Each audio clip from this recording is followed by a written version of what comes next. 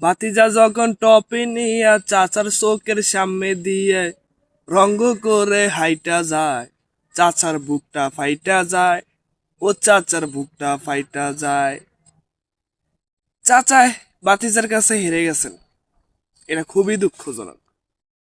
সারা জীবন শুনে আসছি ভাতিজাদের জমিন মেরে দেয় চাচারা।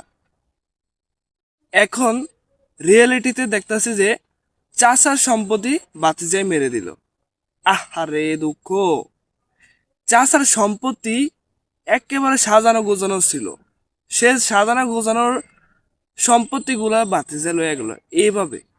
আহারে, বাতিজা যখন টপি নিয়ে চাচার চোখের সামনে দিয়ে রঙ্গ করে হাইটা যায়, ও চাচার বুকটা ফাইটা যায়, ও চাচার বুকটা ফাইটা যায়।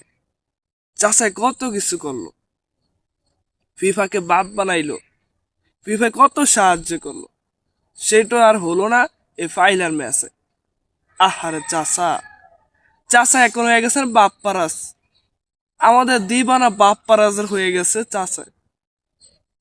চাচা মেসির জন্য শুভকামনা জানাই, তিনি 30 সালে যেন বিশ্বকাপ খেলে হুইল ছেড়ে বসে।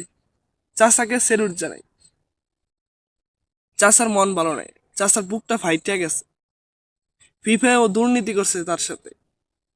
ফিফা বয় এই জন্য বলে না, এখন দিছে তো বাতি যায় একেবারে সম্পত্তি নিয়ে।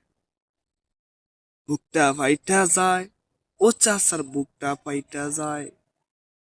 ভাতিজা যখন চাচার চোখের সামনে দিয়া টপি নিয়ে রঙ্গ করে হাইটা যায়, ও চাচার বুকটা ফাইটা যায়। ফাটা ফাটা।